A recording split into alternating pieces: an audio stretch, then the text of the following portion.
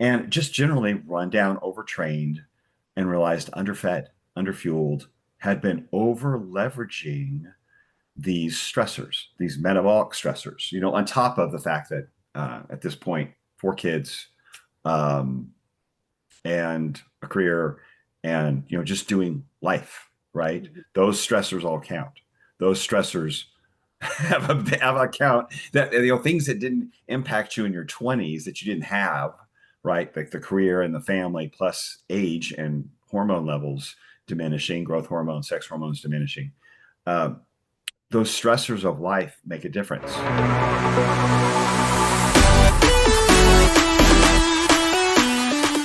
Welcome, Zane Griggs. I am so honored to have you on the podcast today. This is going to be such a great conversation. So thanks for Thank being. you. Thank you, Kelly. I appreciate you having me on. Yeah, absolutely. So one thing I would love to start with, and I think really resonates with people, is stories. So I would love to hear Mhm. your story. Can you just talk about, where you started and maybe some of the evolution of where you've gone, what you've gone through and where you are today? Oh wow, we're going back pretty far there. So really, in my early mid 20s, I noticed that my uncles were, I have three older uncles that were my dad's older brothers that were really struggling with metabolic disease, primarily heart disease or stroke. One had diabetes on top of it. My dad really wasn't struggling, being the youngest, but he still, even when he got to their age, he didn't have those same issues, and he had always taken care of himself, and as well as we knew to do in the 70s and 80s, and Mhm. at that point in the 90s when he paid attention. He exercised. He paid attention to how he ate. And so I knew there was a way to avoid metabolic disease. And for some reason in my 20s, that kind of sense of mortality with this disease hit me. And I started experimenting. I'd been exercising, I mean, really regularly working out since college. Mhm. But I started playing with diets, including I started with like the vegetarian, even times vegan diet. I'd done 7 day juice fasts, start really reading. And back then we didn't have the internet so at our fingertips at all. I mean, it was the mid early 90s. I mean, it's making my own almond milk because it wasn't in the stores. So something got in me to saying I can figure out a way to avoid metabolic disease because this doesn't seem right to me. This seems like it's something we should be able to avoid. And I saw an example of it in the contrast between my dad and his Mhm. brothers. And that led me down a path of continuing to experiment and explore. I became a trainer just a few years later in 98. Um, Within a few years after that, my wife had gone through, had I think, well, by 2002 or so, she had her third child, struggling to lose some weight. We tried Atkins or so super low carb diet, and it worked. And so that kind of made a resurgence at the time, but in the mainstream, that seemed very extreme, right? Mhm. Um, and so that was something where I started exploring low carb as a for my playing with it myself, mostly as a tool for my weight loss clients. 2010 started playing with intermittent fasting personally, fasted workouts, and then kind of helping some of my clients who were willing to take that on because most of my clients wanted to lose weight. Mhm. And then at some point, as I got in my late 40s, after about 8 or 10 years of that kind of lifestyle, kind of low carb, lots of intermittent fasting, fasted workouts, I hit a wall. I hit this wall of like, I'm run down. Like, this isn't working. Why isn't this working? And I look at my blood work. Thyroid didn't look the way it should. TSH was really high. A lot of stress hormone, like SHB, sex hormone binding globulin, was high, which I knew was impacting testosterone levels. Um, and I wasn't sleeping well, so I knew elevated, again, another sign of elevated cortisol. Wasn't um, wasn't recovering from my workout, so I felt like I was fatigued and almost like a little bit of burn all the time, even when I wasn't exercising, and just generally run down, overtrained, and realized underfed, underfueled, had been over leveraging these stressors, these metabolic stressors, on top of the fact that at this point, 4 kids, um, and a career, and just doing life, right? Mhm. Those stressors all count. Those stressors have a count that things that didn't impact you in your 20s that you didn't have, right? Like the career and the family plus age and hormone levels diminishing, growth hormones, sex hormones diminishing. Uh, those stressors of life make a difference, and they count as much as your workout. And so my workout was stressing me out. The lack of nutrients, in my work, in my diet, all of those things were compiled into I'm overtaxing my nervous system, my neurohormonal really system, and it was catching up with me. And I had to really take a step back and say, what am I doing? Because all these tools, all these things I thought were good, they're probably good in small amounts, or maybe they're good in at the right time for a certain period. But I was over leveraging all of these, like dieting harder, working out harder, doing everything harder, harder, harder on top of my responsibilities. And it just didn't, it wasn't working. Mhm. And I had to hit a wall to realize that and really assess, like, oh my gosh, this is my mantra. This is what I tell everybody to do. And here I am failing at it. Um, and I really had to step back and say, what am I missing here? And dig in, start listening to other voices, start looking for other uh, resources of information about the impact of metabolic stress and recovery, and the impact that has on thyroid and metabolism in general, sex hormones, and so forth. And think about digging into things around hormone replacement therapy as well, not to mask symptoms that need to be fixed, but to once your lifestyle's nailed down, like realize at some point you need some help. We can get a little help. We don't need to mask poor lifestyle symptoms, and we want to get the lifestyle habits down, get those foundational habits down. But we can leverage that as we get older with some of these integrative strategies to help us keep performing at the high level we want to, but without overdoing it, without um, over leveraging, over taxing our system.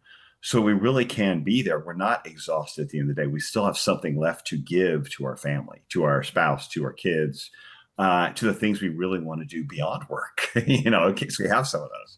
And so that's my long-winded story, but it's been 3 decades of experimentation, a lot of trial and error, with a lot of learning from the error, and digging into research, seeing patterns, and realizing, okay, this matches up with what I'm seeing in my life and my client's life, and having to make adjustments, and sometimes, like reassess my whole theory on how we're supposed to eat and move and live with at an optimal level. Like, what does optimal health? Optimal health really look like? And it's not always about doing things harder. You know, Mhm. so that's kind of my little path through this to this point.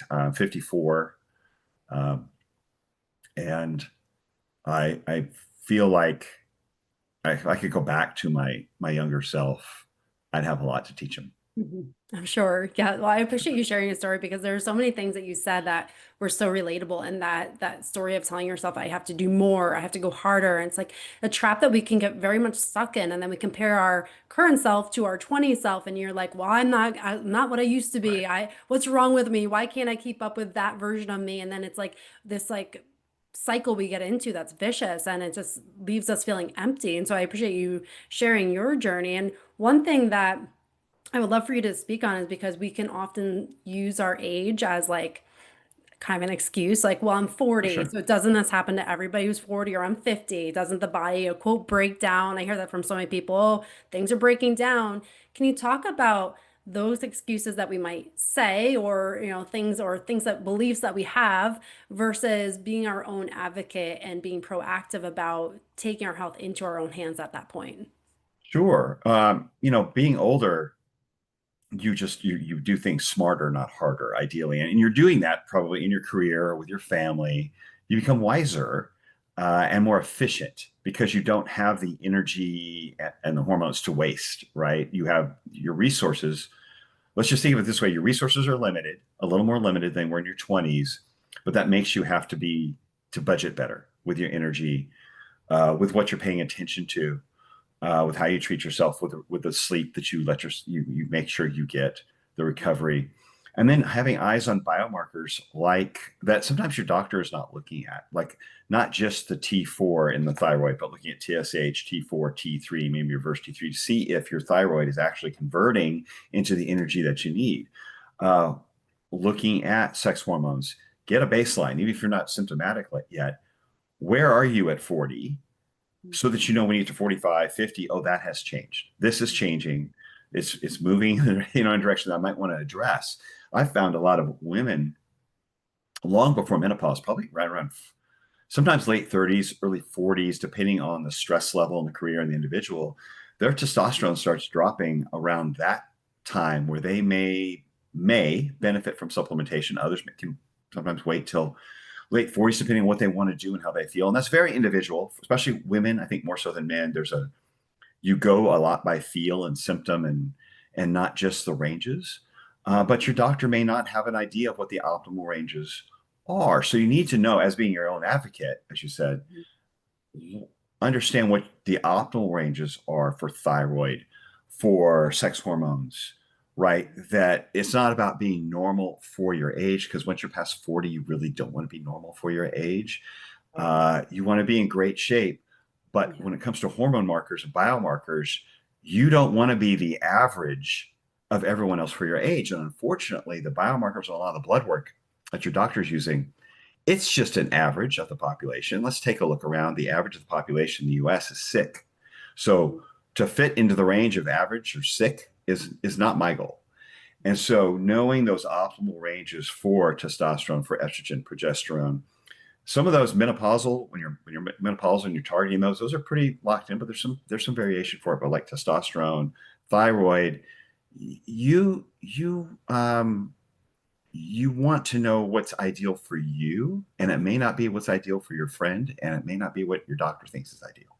Mhm. And so understanding that there might be a little bit of education and trial and error with that for yourself, but it's worth it because your performance can be increased exponentially. I've talked to so many women who, once they get testosterone on board, long before the menopausal, they're like, oh, I remember this version of myself.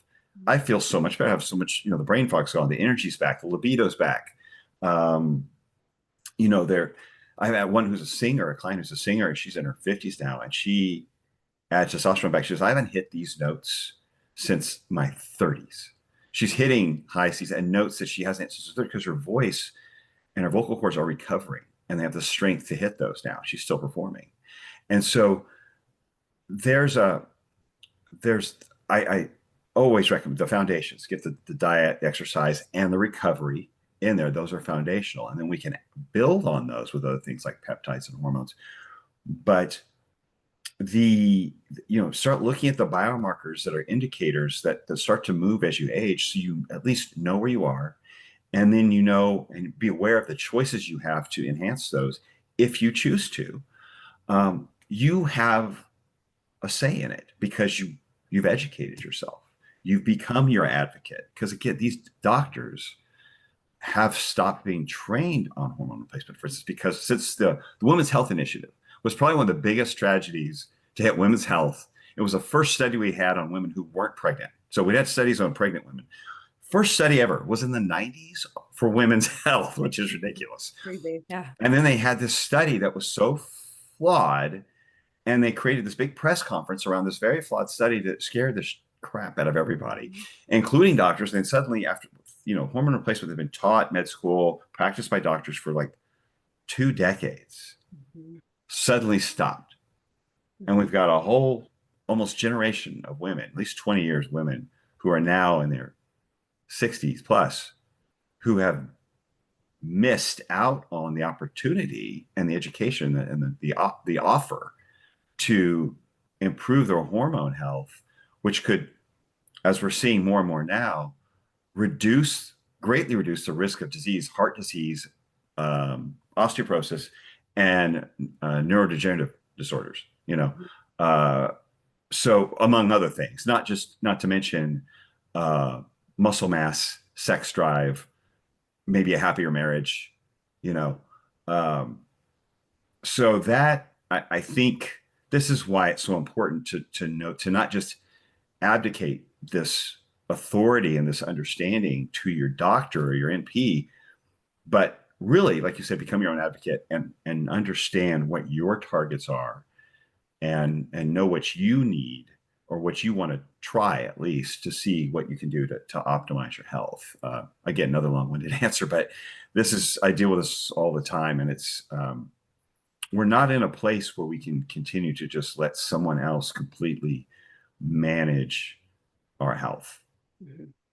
Yeah, absolutely. I so appreciate you saying that. And that is something that can go so under the radar when we have a slow erosion of our health. We may not even realize it or we normalize it. Like, this is just how it is. This is how all people. So I appreciate you sharing, like, don't compare yourself to the standard because that's not where you want to be. You want to be your best version of yourself, and only you Yeah. know what that feels like. So I so appreciate you sharing that because I think it's a message that needs to be heard because we've normalized illness and lack of Hmm. health, especially in this country. And we just, mask it with more medication and think that that's going to be the long-term solution. So I appreciate you sharing all that you shared. One thing I want to go back to is Sure. talking about the metabolic impacts and that like high intensity of feeling like we have to do more. Can you talk Right. about that and that how that impacts our system and why more might not always be better and how we really can optimize that for ourselves? Oh, absolutely. That's a big deal with exercise. Not just diet, not just over dieting and under fueling, but with exercise, I think we're seeing this more and more. Women are more sensitive to metabolic stress, whether it's from exercise or diet, like fasting, than men are for good reason. It's because your bodies are made to bring a life into this world. It's a superpower, but in order to do that, you don't you know to be in that state to do that, your body doesn't want to be in a calorie deficit. It doesn't want to be under stress. Doesn't want to be in a state of starvation. That's not a good time to bring a life into the world. That's not a good time to have extra resources being devoted to building another human. And so when women are in that extreme calorie deficit or metabolic stress, physical stress, that's a hormonal signal to the body like, hey, we got to adjust some things here. And the way it adjusts things is it adjusts hormones. It can elevate cortisol. If they're premenopausal, it's going to definitely could have an impact on the other sex hormones and how they're regulated. And I think with cortisol, though, is the big one that applies to all women in whatever age, which can have an impact on fat storage, on stress management, of just how you feel, how well you sleep. With cortisol, when it's elevated, you are now breaking down, you're releasing more sugar from the liver and breaking down fatty acids to be put into the bloodstream. And that may sound like a good thing, but it creates a stress response because let's say you're underfed or haven't eaten, and then you go to a hard workout, um, you're getting a chemical energy, not a true. I mean, yes, there's nutrients being released, but that what that signals is, hey, we need to show up for next time. So you have elevated cortisol, which is tied directly to increase abdominal fat, especially in women, but men and women both. Women just seem to be more sensitive again to the cortisol level. So um, fasted workouts or super intense, long extended, high intensity workouts can really elevate this, and they're not necessary for making progress with your fitness. For instance, with strength training, this is how I work out now, doing a lot fewer sets than I ever used to. And it's not just because of my age; it's just smarter and looking at history of how did people lift before steroids, and realizing how much our current exercise recommendations are influenced by a steroid infused fitness industry. Was full body workouts 3 times a week with rest in between, 1 or 2 sets per exercise. Maybe you did somewhere between 12, 14, 15 total sets, close to failure. Maybe someone went to failure, someone went 1 or 2 reps of failure, but this is where I train, is between 1 and 2 reps of failure. 12 to 15 total sets, getting a little bit of everything, but frequency. So not fewer sets, less volume, so less inflammation, creating a minimal effective dose of stimulus for muscle growth or muscle retention or strength, and then hitting that more frequently. And current studies actually back that up as a much more efficient way that limits inflammation and limits overtraining with one or two sets of a movement of one movement is getting the majority of your stimulus for that muscle growth or strength. Uh, and so getting that full body workout a few times a week, you can make progress in strength and muscle retention. Again, with limited inflammation, you don't have to beat yourself up and be sore for 3 days. A little bit of like a high intensity, like a sprint type stuff. We maybe have a 10-second, 30-second, maybe at most a 60-second all out effort, as much as you can handle a few times, but when you're fueled up, when you feel good, that could be once a week, maybe every 10 days. And then a lot of very zone one, like very low level zone one, maybe zone two, staying in that zone two heart rate or lower, where you're getting maximal benefit from fat burning. You're training a different muscle fiber group, which is ideal for fat burning for building mitochondria.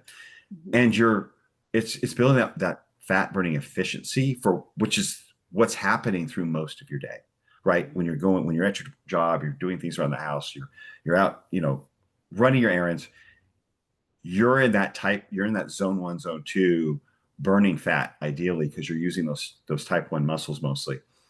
And so that is where there's a great deal of benefit with a lot of that low level work that doesn't fatigue you, can actually help with recovery.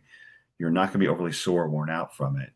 Your intense part of your workouts are very short, very succinct parts of your week and your workout, so that again, you're getting the benefit, but without wearing yourself out, stimulating appetite beyond what you really need, and keeping those cortisol levels in check. And the fasted workouts, I think, is just fueling the fire for the same thing. It just, I think, I recommend most of the women I speak to have a little something. You may work out first thing in the morning, have a little something, have a little Greek yogurt and half a banana or something. If it's just something you can easily digest to get some fuel, to tell your body, hey, we have resources, we have fuel. This doesn't have to be an overly stressful event, just enough to get something in there before you work out, and then have your full breakfast after. But keep cortisol levels as low as possible through that, and don't feel like you have to like lay yourself out. When you're done with your workout, you're supposed to be laid out on the floor or just completely exhausted and drenched. And that's just not that. That doesn't seem like a healthy at this point. In retrospect, looking back at the patterns and everything I've kind of seen over the last 30 years, that is not ideal. It may happen here and there, and you may enjoy blowing it out on a weekend or something, but that should not be a regular event throughout your week. Yeah. In my opinion, and from what I'm seeing, and it just especially for women. Yeah, I feel like it's like very reassuring for women just to hear this, because it's like that all or nothing that you can very much hear. Like either I am in it 7 days a week, or I'm just gonna sit here, because if I can't do it 7 days a week, like why do it? So it's like hearing from you and saying that, like, listen, like 3 solid days of like a whole body workout is enough, and that's really Yeah, reassuring. And yeah, one thing, as you were speaking, talking about like the sprints, I forget the statistic, but I saw it the other day. I think it was like 80% of people after the age of 39 will never sprint again or something. right. It's mind blowing, but like, and you can see that where those type 2 fibers just Yeah, eventually those are the disintegrate. ones we lose. Yeah, Those are the ones we lose to type 2 fibers. right, As exactly. we And then, age. yeah. And then now we're not able to, and that, that's all that safety stuff later on. So it's so powerful. And then I just want, because I was a trainer years ago, and this is one thing I Mm-hmm. always heard from women. I just want you to speak on it. But there are so many women that say, like, well, I don't want to be really big. I don't want a lot of muscles. But can you speak on, they just wanted to do cardio. And that was like a big limiting factor, because they thought if they lifted, they would get bigger. But I mean, lifting is where it's at. That is where you have that ability to really be vibrant and have Right. longevity of life. Can you talk about that and what the importance of lifting, and also talk about the importance you mentioned to fatigue, why it has to be fatigue and not just, do Oh, right. 15, Do your 18. set of 12 with 5-pounders and Yeah, like put it right, down when you feel exactly. like Where you stopping. just check it off the list, you did it. It's not that either. Mm-hmm. Yeah. Yeah, no, every muscle is, as some have quoted it, called it the more organ of longevity, and that's because of the for movement, for protecting you from a fall, which everybody falls at some point. Just when you get older, it'll put you in the hospital. And for as a glucose sink, muscle is a glucose sink, meaning that you store glucose, glycogen, energy in those muscles. Your body's going to need to store a certain amount of energy on it. Do you want it going to muscle cell or fat cells? There's one big choice right there. Where do you want your energy going? Where do you want to train your body to store the energy it needs to keep on board? You've got two choices. It's in muscle or it's in fat cells. Not that you're going to have a little bit of both, but where do you want the majority of it going? And by working out by resistance training, trains your body to store fuel in those muscles. Now, as a female, you have while you do have 10 times more testosterone in your body than you do estrogen, you have at least 10 times less testosterone in your body than a male does, which is what's responsible for a lot of the growth from muscle. So you're not going to look like a guy unless you're taking on some extra hormones by and large. And when you do lift that understand that even if your weight stayed the same, you would be more compact if you're shifting, your composition is changing from subcutaneous fat into muscle, right? So as you lift and more of your energy is being stored in muscle, even at the same weight, you're going to be smaller, you're going to be more compact because more that weight is more dense in the muscle. You're going to have more energy and you're going to have stronger bones because those bones is a leverage of those muscles as you're lifting weights against pulling on their bones, which is their anchor point, that's creating the density, the tension in those bones to tell your body, hey, we need more minerals in these bones. They have to handle more weight. They have to handle more work. Let's put some minerals in these bones and strengthen them, make them more dense. So you're building your resistance to osteoporosis. You're building up your muscle mass for when hormones start changing, and after 60, it becomes more difficult to build. And you're building a backstop against insulin resistance, meaning metabolic disease, because you're training your body to store fuel, to store glucose in those muscles. Plus, you just look better. You're more solid. You're not going to get large like a guy unless you're taking some extra supplementations to get there. But by and large, the very rare female that can really pack on, like, and then they're going to have you. You're going to be in the octagon, hitting somebody. You're going to be, like, it's very rare those women come through and they're pulled up to be athletes. So your average female, you're not going to build into a man's body, and you would have to be intentional about it in order to accomplish that. You're not going to do that by lifting a few times a week. You can build sufficient muscle to make you athletic looking, but you're not going to be hulked up unless that is your intent. And so, and again, the long-term benefits are, they're documented. It's not just speculation. It's not just observation from people in the gym. It's like they're documented with research that strength training and resistance training is building into your longevity.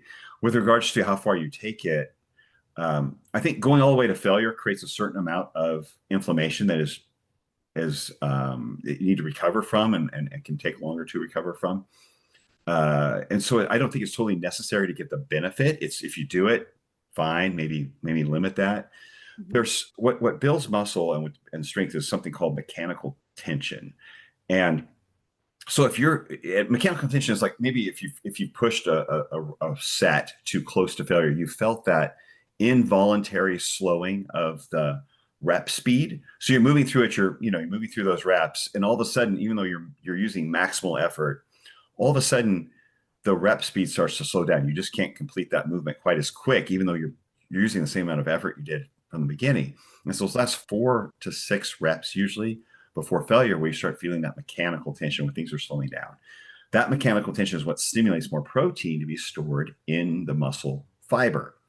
So if you're getting a few of those, you've stimulated the addition of protein to the muscle fiber. So you can come up to within 1 or 2 reps of failure, get the stimulation you're after, but without the inflammation that can come from a set full of sets to fail, or a workout full of sets to failure.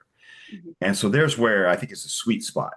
Like if you're doing a set you would fail at 10, you might stop at 8 or 9. And you can usually feel that, but getting those few reps in of mechanical tension where it's slowing down, but not going all the way the last rep, that's the sweet spot for lifting, and you're going to get the benefit. And again, 1 or 2 sets of that, and check that exercise off the list. You've gotten 80% of the stimulation you're going to get from it compared to getting 6 of them.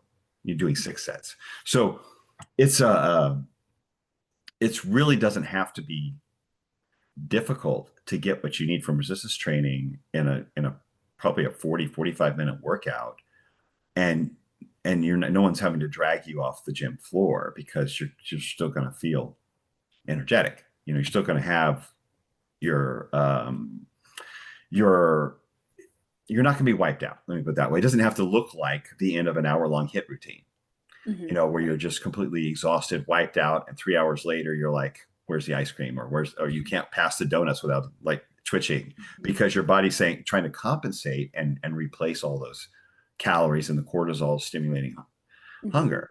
It just, you don't have to leave it all out on the gym floor. Absolutely. And going off of that, because of course, diet and nutrition is absolutely a crucial part of that.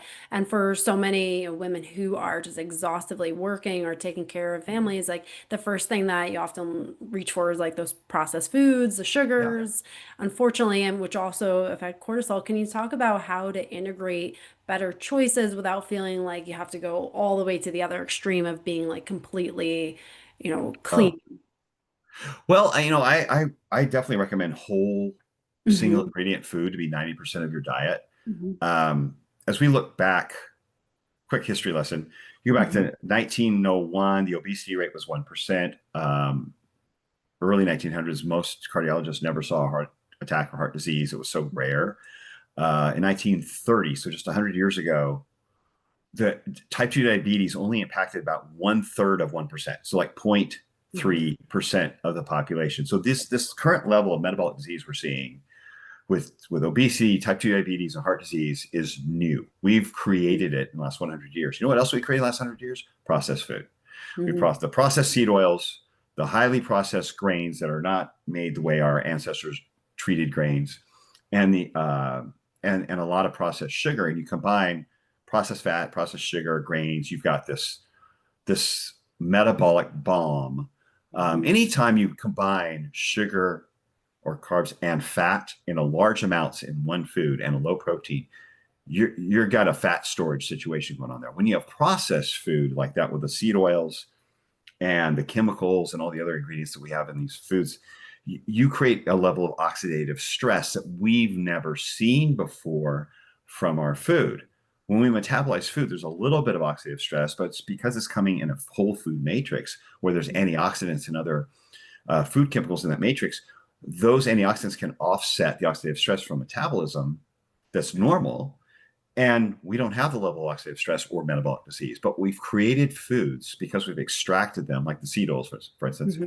from the original source. So these fats within a nut, within a fish, within a seed, um, they're intact, they're stable, they haven't started oxidizing, and they have antioxidants in there like vitamin E and so forth. They're keeping them stable. So even when you consume them, you have the antioxidants coming on board. When they've Hmm. extracted these from the food matrix, one, they begin to oxidize immediately because they're out of their protective food, and the antioxidants generally don't follow them.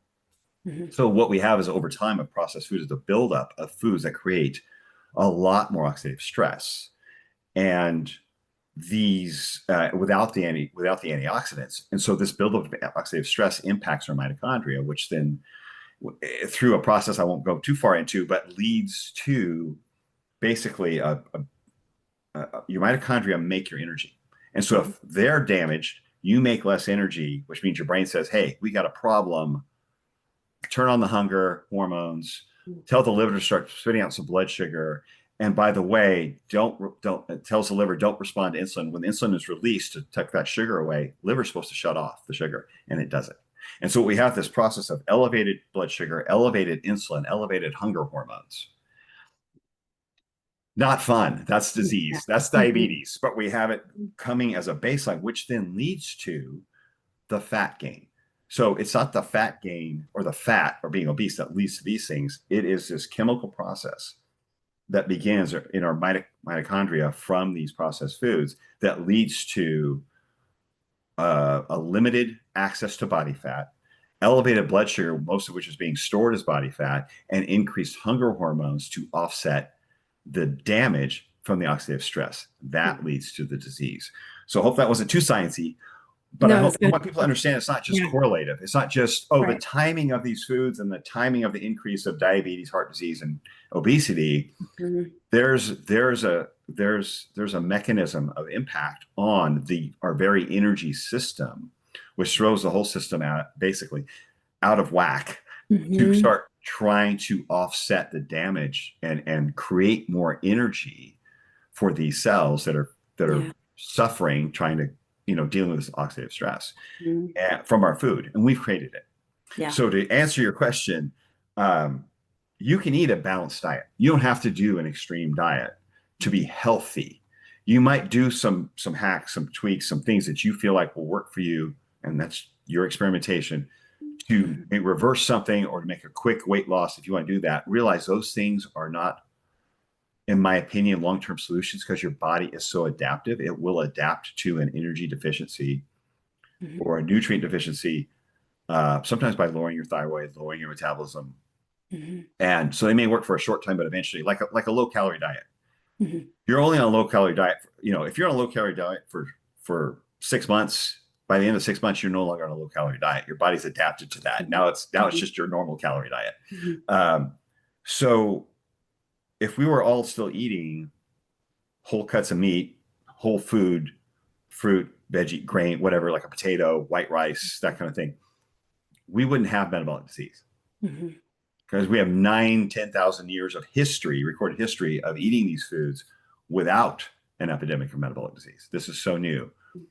Um, so the simple version is if 90% of your diet is coming from whole single ingredient food, and if you make something, put it together in your own kitchen and you can count, usually most things are like 4 or 5 ingredients that Mhm. you pull out of your fridge, that all foods that existed 150 years ago, Mhm. you're going to be doing really well. Mhm. If Yeah. but the current diet is 65% in the US of processed food. Mhm. And these seed oils are making up 30% of the average American's total calories, Mhm. which didn't exist. These oils didn't exist 150 years ago. And now suddenly they're 30% of our calories. To me, even if you don't get the science of it, there's enough correlation there. There's enough coincidence that makes me say, maybe I want to hold off on including these as a major part of my diet Mhm. because before these, we didn't have disease. And once we got them, we did. Yeah. 100%. I appreciate your explanation so much. And it just, it's like you can see the money that's made off of this too, where Oh, now we have a very sick community. Now we add on more medications, the fix the weight, quote, fix the weight. And then you're just perpetuating this vicious cycle. And it's very sad. And like going back to what we started with, like you have to be your own advocate. Like it's, yes, if you listen to the masses, unfortunately, it's not in your best interest. So I appreciate your explanation. And it's just, it's definitely something that starts with each person making a choice of like I want to choose differently for myself. Yeah. 100%. Hmm. Yeah, this will be you. As a parent, think about how this impacts your kids.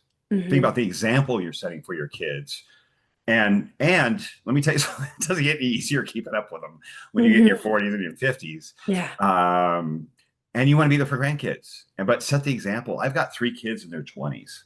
Hmm. They all cook, Hmm. which is a little bit rare for your average 20-something-year-old these Yeah. days. My 25-year-old son will text me and ask me how I made this certain thing with, and where did I get this? And, we have one little latecomer in our family. Our youngest is only 13. Well, the others are in their 20s. Hmm. And of course, it's dealing with that whole preteen teenage Yeah. thing again. And we were one time on phone talking to our daughter, and she was talking to him. She said, "I know they're weird. I know they're weird, and they tell you to eat all sorts of things you don't want to eat. But trust me, they know what they're talking about." I almost fell over because she was the toughest one. Yeah. And now, at this point, it's a few years ago, at 26, 27, telling her 10-year-old brother, like, listen to our parents. They know what they're talking about. They'll, Mhm. they just trust me. I know they're weird, but and so it was like, okay, okay. It's like, do we overdo it and do we break them to need therapy, or did they actually, are they gonna, when they get old enough, are they gonna actually, put these habits to work when the time is right for them to feel they need them? Mm-hmm. And thankfully, it Mm-hmm. worked.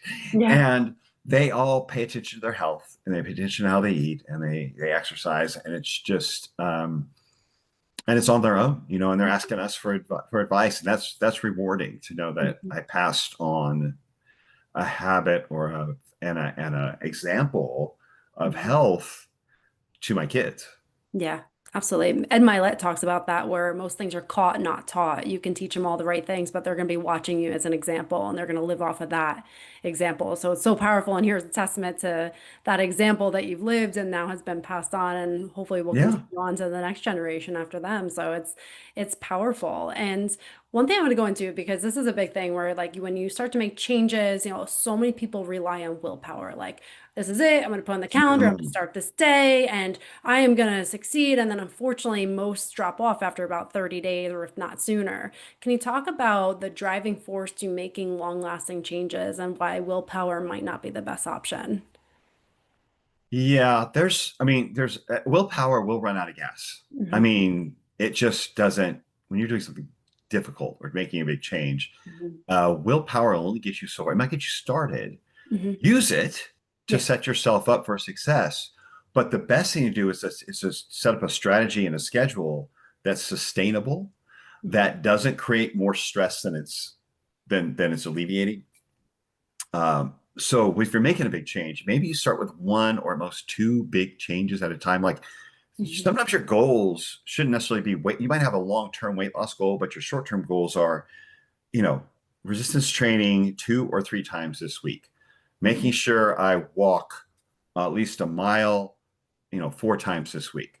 Hmm. And it's those habit changes where you're like, okay, that's your first goal. That's on your schedule. Put it on your schedule it in, Hmm. make it sustainable. With food, it's as much as don't, if you know you shouldn't be eating it and it's difficult for you, don't put it in the house. I mean, you just have to not put it in the house or put it out of sight. It's in the garage fridge. And if they want it, they go out there and get it. Hmm. But you have to set up yourself for the easiest possible path. I mean, you see all these fitness competitors doing food prep. That may seem extreme that on Sunday they spend all day cooking and packing their food.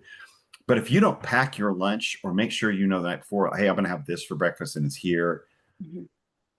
it probably won't happen because you get in the moment and you're hurrying. There's a little bit on the front end where you have to like plan ahead and go, I'm taking this. This is what I'm, because you've set, it's as simple as setting out your clothes, set out your gym clothes, make Hmm. sure you have clean clothes for work, right? You know where your car keys are. It's that simple. It's like little systems Hmm. in your schedule that make the moment when you have to make that decision easier. I think about the tech guys who like live in black t-shirts, jeans, and maybe they throw on a coat if they got to be on camera or talk to a thing. But they just, I don't want to, I mean, remove decision fatigue, because that's what it is. It's decision fatigue, and you remove the opportunity for so much decision fatigue because we all get it, especially as the day goes on. They Hmm. have all the same, and you don't have to go to the extreme, but they have all the same, like they have 7 black t-shirts Hmm. and the 7 jeans and a couple, blue blazer, black blazer, maybe, you Hmm. know, and it seems like an odd example, but at some point, decision fatigue can be countered on the front end when you realize that's what you hit and you prepare ahead by simplifying that task with as few obstacles as possible to accomplishing it in the moment because you Hmm. prepared ahead of time. And you do it for your kids. You Hmm. you a lot of people. I mean, we always, you pack their lunch, or you make sure their clothes are ready, or you do their laundry, or you set them up so that as they go through their day, they have what they need, but you're not doing it for yourself. Hmm.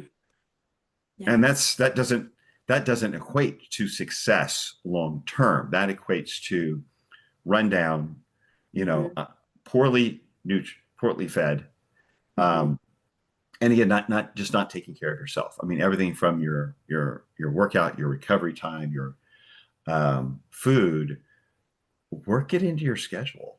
It's Hmm. just uh, until it becomes second, it becomes your lifestyle, and it Hmm. will eventually.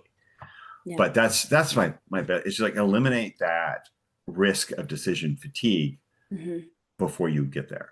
Yeah, so helpful because I mean, so many people could listen to this and be like, oh no, I need to overhaul my life. I'm not doing enough. I should have this. But it's like when you talk about it's actually removing some things from your life, it's not always adding. And then you can make those micro shifts that can make a big difference. It just Yeah. makes it more accessible to, many people who are feeling overwhelmed in this moment, but Mhm. realizing the importance of these shifts because long term, you are a healthier parent, you're a healthier person Yeah. for you and everyone around you, and you're coming from a place of wholeness, not just from the scraps of maybe what you've been giving yourself.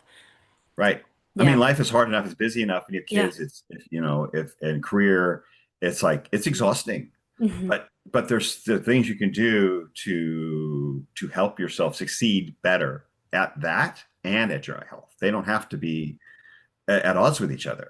In Hmm. fact, they shouldn't be at odds with each other. Yeah. You know, Yeah. they should be in parallel. And Absolutely. if you can think of it that way, sometimes it's a mindset. Sometimes it's like, well, if I do this, I won't get to have this for my kids. I won't be there for my no, you will be there. You'll be Hmm. setting example for them and you'll have more energy for them. And you won't be Yeah. so exhausted when they come to you at the end of the day. You'll have you'll have more patience. Hmm. You Yeah. know, you'll have 100%. more energy. And then when they go to bed, you have time for if you're married, you have time for your spouse. And that's important.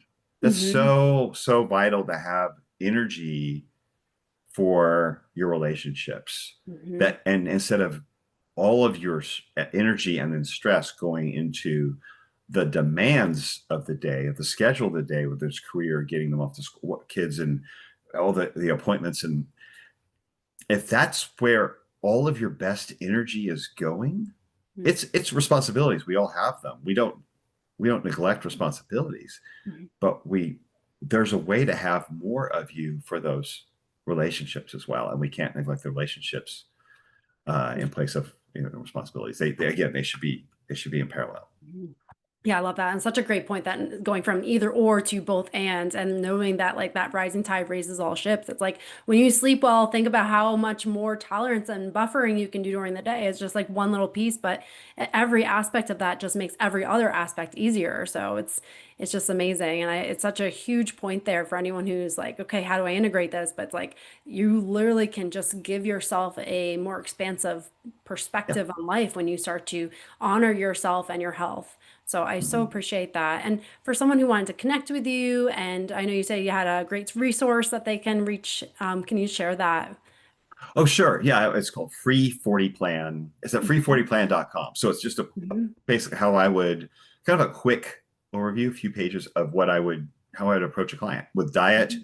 exercise, recovery, and a few recommendations on if you're thinking about hormone replacement therapy, just some things to think about, like some targets for what optimal ranges would be, and biomarkers like fasting insulin to include on your blood work that your doctor may not, but it's an early precursor, early warning of metabolic disease forming, and how to look at your thyroid.